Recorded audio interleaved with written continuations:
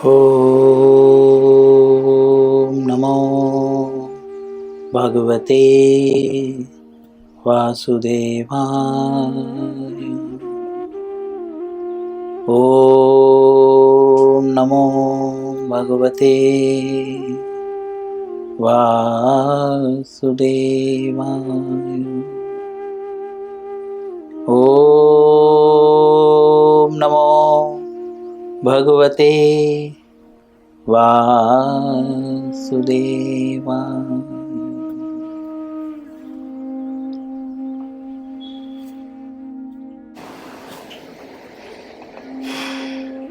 श्री कृष्ण लीलामृत पुरुषोत्तम भगवान अध्याय 39। अध्याय का नाम है अक्रूर जी की वापसी, यात्रा व यमुना में विष्णु लोक के दर्शन। आज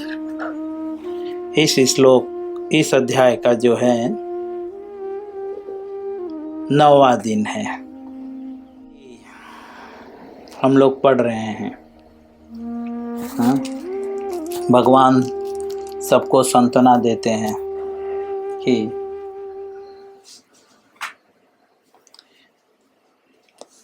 मैं जैसे ही सारा कार्य समाप्त करूंगा, साफ करके लो, सारा कार्य समाप्त करने के बाद जो है मैं वापस आ जाऊंगा। और फिर वे जो है आगे निकल जाते हैं। गोपियां बहुत प्रयत्न करती हैं, पीछे पीछे भी जाती हैं, लेकिन धीरे धीरे रथ जो है काफ़ी आगे तक चले जाता है। अंत में सिर्फ रथ के चलने पे उड़ने वाली धूल ही दिखती है। ठीक है। और जब पूरी तरह से वो भी दिखना बंद हो गया तो गोपियां बस स्तब्ध रह गई, अचेत, एक चित्रलेख की तरह। जैसे कोई चित्र होता है ना, उस तरह से अविचलित खड़ी थी, थोड़ा भी हिल नहीं रही थी। कृष्ण के जाने पे, जिसके जीवन में कृष्ण नहीं है, वास्तव में उस व्यक्ति की स्थिति ऐसी होती है। जो कृष्ण भक्त होता है, अचानक कृष्ण चले जाएं तो उसकी स्थिति ऐसी होती है। ये शुद्ध भक्तों के लक्षण हैं, प्योर डिवोटीज के। क्योंकि हम प्योर डिवोटी नहीं है, इसीलिए हमारे अंदर ये लक्षण नहीं प्रकट हो रहे हैं। आगे लिखते हैं, गोपियों को निश्चित हो गया। अब प्रभुपाद जी लिख रहे हैं कि गोपियों को निश्चित हो गया। क्या निश्चित हो गया? कि श्री कृष्ण तत्काल वापस आने वाले नहीं हैं। क्योंकि भगवान ने ये नहीं बताया, टाइम का कंडीशन नहीं बताया, बस बोले जब कार्य समाप्त हो जाएगा तब हम वापस आ जाएंगे। और क्योंकि गोपियां जानती थी कि वहाँ पे जाने के बाद बहुत कुछ है, बहुत सारे राक्षस हैं, बहुत सारे असुरों का वध करना है। क्योंकि वो भी तो प्योर डिवोटी थी ना, भगवान की लीलाएं क्या क्या होने वाली हैं सब पता है। जो भगवान के भक्त होते हैं उन्हें सब पता होता है कि भगवान कब आएंगे और क्या करेंगे और कब जाएंगे। तो गोपियां जो है निश्चित हो गई कि अब भगवान जो है वापस आने वाले नहीं है, और अत्यंत निराश मन से वे अपने अपने घरों को लौट गई। श्री कृष्ण की अनुपस्थिति से गोपियां अत्यंत विचलित हो गई थी। वे संपूर्ण दिन श्री कृष्ण की लीलाओं का चिंतन करती रहती थी। और इस प्रकार उन्हें कुछ धैर्य मिलता था। प्रभुपाद जी कहते हैं कि कृष्ण भगवान श्री कृष्ण के जाने के बाद वे अत्यंत विचलित हो गए। जैसे आजकल कोई लड़की किसी लड़के को छोड़ के जाती है या कोई लड़का किसी लड़की को छोड़ के चले जाता है तो वो बेचारा बहुत परेशान हो जाता है। या कोई अच्छा मित्र जो है किसी को छोड़ देता है, जरूरी नहीं लड़की लड़के पे ही राजी हो, माता पिता भी इसमें आते हैं।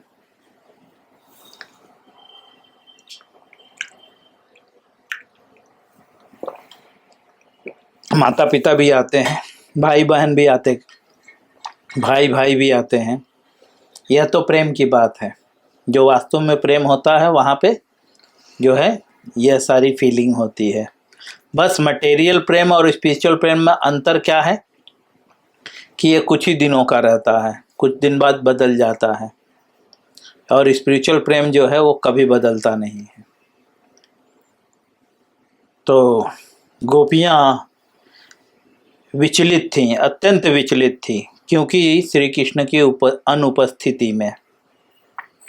अब श्रील प्रभुपाद जी कहते हैं कि वे संपूर्ण जो है दिवस श्री कृष्ण की लीलाओं का चिंतन करती रहती थी। इससे उनको क्या होता था? धैर्य मिलता था। धैर्य मतलब थोड़ा सा आराम, रिलैक्स फील करती थी। प्रभुपाद जी यहाँ पे समस्त उन जीवों के लिए उदाहरण प्रस्तुत कर रहे हैं, बता रहे हैं, एक एग्जाम्पल दे रहे हैं इनडायरेक्टली कि हमारा जो अशांत मन है, जो विचलित मन है और जो अत्यंत विचलित मन है, किसी किसी का मन बहुत विचलित हो जाता है और विचलित होने के कारण बहुत सारी गलतियां करते हैं। तो उसके विचलित मन को शांत करने का बस एक ही उपाय है, श्री कृष्ण की लीलाओं का चिंतन करना, जैसे कि गोपियां करती थी। इससे मन शांत होता है। ठीक है। अब अगले पैराग्राफ में प्रवेश करेंगे। श्रील प्रभुपाद जी लिखते हैं, अक्रूर तथा बलराम सहित श्री भगवान ने रथ को तीव्र गति से यमुना तट की ओर बढ़ाया। सुबह चले थे भगवान, अब जो है उन्होंने तीव्र गति से जो है अपने रथ को किस ओर बढ़ाया? यमुना के तट की ओर। यमुना में स्नान करने मात्र से प्राणियों के सभी पाप नष्ट हो जाते हैं। प्रभुपाद जी यमुना का ग्लोरिफिकेशन करते हैं, कहते हैं कि यमुना में स्नान करने मात्र से क्या होता है? बोलते हैं सभी प्राणी, प्राणियों में सब आ जाते हैं, जलचर, नभचर, थलचर, हाँ, जो भी 84 लाख प्रकार की जितनी भी योनियां हैं, सभी जो है प्राणी में आ जाते हैं। मनुष्य भी प्राणी में आता है। प्राणी का मतलब जानवर नहीं, प्राणियों में सब आ जाते हैं। 84 लाख प्रकार की योनियां जो है सभी प्राणियों में आ जाते हैं। तो सभी जो है अगर यमुना में स्नान करते हैं, स्नान करने मात्र से जो है प्राणियों का जो है सभी पाप नष्ट हो जाता है। लेकिन यहाँ पे स्नान कहा गया है, नहाना नहीं। नहाने और स्नान में अंतर है।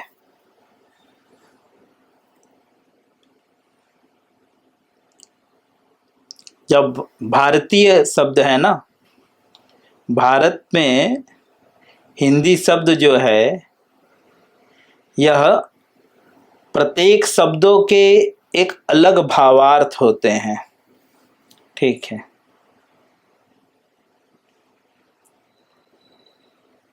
तो नहाना और स्नान करना दोनों में अंतर है। स्नान मतलब मंत्र आदि उच्चारण करके, ठीक है, और भी कुछ वैदिक क्रियाएं होती हैं, बाकायदा कुछ अमुख दिशा की ओर मुँह करके स्नान किया जाता है।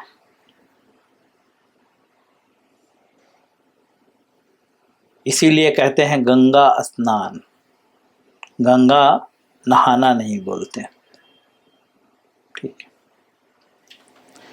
स्नान में बहुत सारे रूल्स रेगुलेशंस होते हैं और नहाने में कोई रूल्स रेगुलेशंस नहीं होता। ठीक है। तो एक्चुअली गंगा स्नान करना चाहिए। स्नान के बराबर कुछ वैदिक प्रक्रिया है। बहुत कम, आज भी आप गंगा नदी वगैरह के पास जाओगे तो कुछ ही कुछ पंडा होंगे जो आपको बताएंगे। खैर, ये सब हम धीरे धीरे सीखेंगे। ये सारी चीज़ें हमें करनी है। अभी तो सिर्फ हम समझ रहे हैं, उसके बाद धीरे धीरे इसे अपने जीवन में लाना भी है कि कैसे स्नान करना है, कैसे उठना है, कैसे बैठना है, कैसे खाना है, कैसे पीना है। प्रत्येक चीज़ें हैं, बहुत कुछ हमें हमारे परिवार को सीखना है। तो प्रभुपाद जी कहते हैं कि यमुना स्नान करने में जो है प्राणी सभी पापों के नष्ट हो जाते हैं। लेकिन हमारे पाप क्यों नष्ट नहीं हो रहे? क्योंकि हम यमुना में उस तरह स्नान नहीं कर रहे हैं जिस तरह से करना चाहिए। श्रील प्रभुपाद जी आगे लिखते हैं, श्री कृष्ण तथा बलराम जी दोनों ने नदी में स्नान किया और मुख धोया। यमुना के स्फटिक के समान पारदर्शी निर्मल जल का पान करने के पश्चात वे पुनः रथ में बैठ गए। प्रभुपाद जी एक चीज हमें और बता रहे हैं, यमुना का जल है कैसा? तो प्रभुपाद जी लिख रहे हैं यहाँ पे कि यमुना का जल कैसा था? स्फटिक। स्फटिक जानते हैं, सफेद कलर का आता है ना? हाँ, वो उनके हाथ में है, ट्रांसफर होता है। हाँ, स्फटिक की माला होती है ना? ये देखो, ये स्फटिक की माला है। तो यमुना का जल ऐसा है। आजकल यमुना का जल कैसा दिखता है? ठीक है, लेकिन प्रभुपाद जी बता रहे हैं यमुना का जल एक्चुअल ऐसा है। ठीक है, स्फटिक की तरह। ठीक है, पारदर्शी। पारदर्शी मतलब आर पार देख सकते हैं। ये एक्चुअल में यमुना का जल है। ठीक है, ऐसे यमुना के जल में स्नान करने से समस्त पापों के पाप धुल जाएंगे। प्रभुपाद जी इतना अच्छा, प्रभुपाद जी ने ऐसा क्यों लिखा स्फटिक के समान पारदर्शी? क्योंकि प्रभुपाद जी को पता था आगे जाकर यमुना की स्थिति क्या होने वाली है, ताकि भक्त लोग उस जल को उतना पवित्र बनाए रखें, इसके लिए जागरूक करने के लिए कि हम क्या कर रहे हैं। जो वृंदावन के रहवासी हैं स्वयं को बोलते हैं हम वृंदावन वासी हैं, और वही लोग अपने गटर का पानी यमुना जी की ओर मोड़ रहे हैं। ठीक है, मैंने तो देखा है वही यमुना जी के बाजू में बैठ के लेटरिन करते हैं। 2 नंबर जिसे एक शब्द में बोलते हैं, और बोलते हैं हम वृंदावन वासी हैं।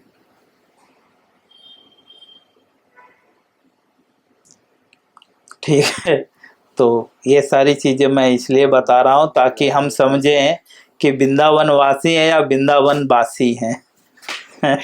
बासी का मतलब समझ रहे हैं ना, जो खराब हो जाता है। जिस खाने को हम खाते ना, बच्चे लोग बोलते हैं, हम लोग बोलते हैं बासी खाना है, नहीं खाएंगे हम। ठीक है, तो वो वृंदावन के बासी हैं, वासी नहीं रह गए हैं। क्यों? क्योंकि वे वृंदावन में ही रह के जिस यमुना को इतना पवित्र माना जा रहा है वहीं पे जो है वे शौच आदि क्रियाएं कर रहे हैं और अपने घर के मल मूत्र आदि उसी यमुना में डाल रहे हैं। ठीक है, इससे जो है पाप तो नष्ट नहीं हो रहा है, लेकिन उल्टा यमुना को दूषित करने का अपराध हमें मिल रहा है। ठीक है, इसीलिए प्रभुपाद जी हमें समझाना चाहते हैं कि आप यमुना नदी कैसी थी और उनको कैसा बनाना है। ठीक है, जैसे वृंदावन का वर्णन हुआ तो प्रभुपाद जी ने वृंदावन को जितने विस्तार से वर्णन इसलिए किया ताकि भविष्य में कभी भी मौका मिले तो हम वृंदावन को वृंदावन की तरह बनाने का प्रयास करें। अब श्रील प्रभुपाद जी आगे लिखते हैं कि वे सब जब भगवान स्नान वगैरह करके जो है पुनः रथ पर बैठ गए। रथ बड़े बड़े वृक्षों की छाया में खड़ा था। रथ कहाँ पे खड़ा था? बोल रहे हैं बड़े बड़े वृक्षों की छाया में। आजकल वैसे पेड़ दिखने के लिए मिलेंगे नहीं। और दोनों भाई वहां बैठ गए। तत्पश्चात अक्रूर जी ने उनसे यमुना में स्नान करने की अनुमति मांगी। इसका मतलब सब साथ में स्नान करने नहीं गए थे। अक्रूर जी रथ पे थे और कृष्ण और बलराम जो है वे गए स्नान करने। और स्नान करके जब वे आए तो अक्रूर जी जो है अनुमति मांगी। ये वैदिक प्रणाली है। ठीक है, इसे बोलते हैं वैष्णव सदाचार। हाँ, स्नान करने से पूर्व भगवान से अनुमति लेना। इसीलिए हम लोग सुबह उठते हैं, आजकल तो लोग नहीं पालन करते हैं। सुबह उठते हैं तो हम पृथ्वी पे पैर रखने से पूर्व पृथ्वी माता से अनुमति लेते हैं, है ना। यह सारी शिक्षाएं प्राप्त होंगी आगे जाकर। मैं सोच रहा हूँ संडे का एक दिन हम जनरल नॉलेज जो है रखें, जिसमें हम वैष्णव सदाचार के विषय में जो है विचार करें थोड़ा सा। यह सब जरूरी है। तो ये सब जनरल नॉलेज है, वैष्णव सदाचार है। वैष्णव जो है प्रत्येक कार्य करने से पूर्व, पृथ्वी पे पैर रखने से पूर्व पृथ्वी माता को प्राण जो है परमिशन लेता है। स्नान करने से पूर्व गंगा आदि जो नदियों को स्मरण करते हुए उनका आवाहन करते हुए जो है स्नान करता है। हालांकि लोग इसका पालन नहीं कर रहे हैं, बट लोग क्या कर रहे हैं इसे देखना है हमें, उन्हें बताना नहीं है, समझे। उपदेश नहीं देना है, स्वयं पे पहले प्रयोग करना है। ठीक है, सिर्फ बड़ी बड़ी बातें नहीं बोलनी है। तब तक चुप रहना है हमें जब तक हम निजी जीवन में उसे नहीं धारण कर लेते। ठीक है, तब तक हमें किसी को उपदेश नहीं देना है। जब निजी जीवन में उसे धारण कर लेंगे तब दूसरे को उपदेश देंगे कि हाँ ऐसा करना चाहिए, ऐसा नहीं करना चाहिए। तो अक्रूर जी ने अनुमति मांगी। श्रील प्रभुपाद जी आगे लिखते हैं, वैदिक रीति के अनुसार नदी में स्नान उपरांत कटी तक जल में कंठ, एक्चुअली कटी तक नहीं कंठ तक जल में खड़े होकर गायत्री मंत्र का पाठ करना चाहिए। कंठ है, थोड़ा सा शब्दों का जो है अंतर है, बराबर लिखा नहीं गया है। कंठ तक, कंठ मतलब ये है, देखिए ये कंठ है, ये कंठ बोलते हैं। ठीक है, ये गला है, कंठ इसको बोलते हैं। ठीक है, जहां पे हमारा साउंड सिस्टम है आवाज का। ठीक है, तो कंठ तक खड़े होकर प्रभुपाद जी लिख रहे हैं ये वैदिक रीति के अनुसार। ठीक है, नदी में स्नान के उपरांत। ठीक है, मैंने पहले ही बताया स्नान के बहुत सारे नियम हैं, तो एक नियम प्रभुपाद जी यहाँ पे बेसिक बता रहे हैं। बोल रहे हैं कि अगर हम जब यमुना या किसी भी नदी में स्नान कर, यह सब याद रखिएगा। ठीक है, हम कभी भी कहीं पे नदी में स्नान करें तो हमें यथाशक्ति इसका पालन करना है। कम से कम गले तक, कंठ तक तो नहीं, कम से कम कमर तक तो खड़े हो सकते हैं, जो भी। तो प्रभुपाद जी लिखते हैं कि वैदिक नियमों के अनुसार जो है स्नान के पश्चात जो है या स्नान के उपरांत अर्थात स्नान के बाद जो है कंठ तक जल में खड़े होकर गायत्री मंत्र का पाठ करना चाहिए। तब अक्रूर जी नदी में खड़े थे। जब अक्रूर जी नदी में खड़े थे अर्थात वे नहाने के बाद वे नदी में खड़े थे। किस लिए? गायत्री मंत्र का पाठ करने के लिए। क्यों? क्योंकि ये वैदिक परंपरा है। तो अचानक उन्हें जल में श्री कृष्ण व बलराम के दर्शन हुए। जब वे जल में खड़े थे तो अचानक ही जो है उनको किसके दर्शन हुए? श्री कृष्ण और बलराम। कहाँ पे दर्शन हुए? जल में। दोनों भाइयों को देखकर उन्हें आश्चर्य हुआ, क्योंकि उन्हें विश्वास था कि वे दोनों रथ में बैठे हैं। अक्रूर जी को विश्वास था। क्यों? क्योंकि वे उन्हीं के परमिशन से तो आए थे, अनुमति लेकर स्नान करने आए थे और वे स्नान कर चुके थे। भगवान जो है कृष्ण और बलराम जो है स्नान कर चुके थे।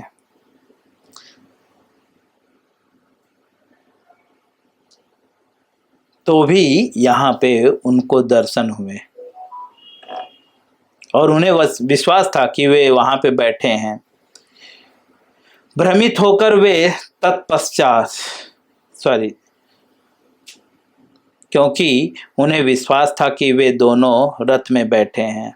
भ्रमित होकर वे तत्पश्चात जल से बाहर निकल आए और दोनों भाइयों को देखने के लिए रथ के समीप गए।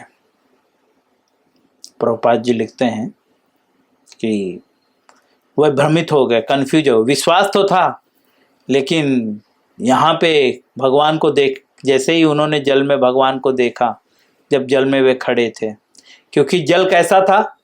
जल के अंदर दिखाई दे रहा था कि भगवान है वहां पे। ठीक है, क्यों दिखाई दे रहा था? क्योंकि जल कैसा था? स्फटिक की तरह, है ना, जैसा कि मैंने दिखाया आपको। एकदम पारदर्शी जल था, आर पार दिख रहा था। ठीक है, इस वजह से उन्होंने भगवान को जल में देखा। ठीक है, और जैसे वे कंफ्यूज हो गए, जल में देखते ही कंफ्यूज हो गए। क्यों? क्योंकि उनको विश्वास था कि भगवान रथ में बैठे हुए हैं और वो वापस से कंफर्म करने के लिए भ्रमित हो गए और कंफर्म करने के लिए वे क्या गए? तुरंत जल से बाहर निकले और फिर रथ के समीप गए। चलिए हम यहीं पे विराम करेंगे, समय हो चुका है।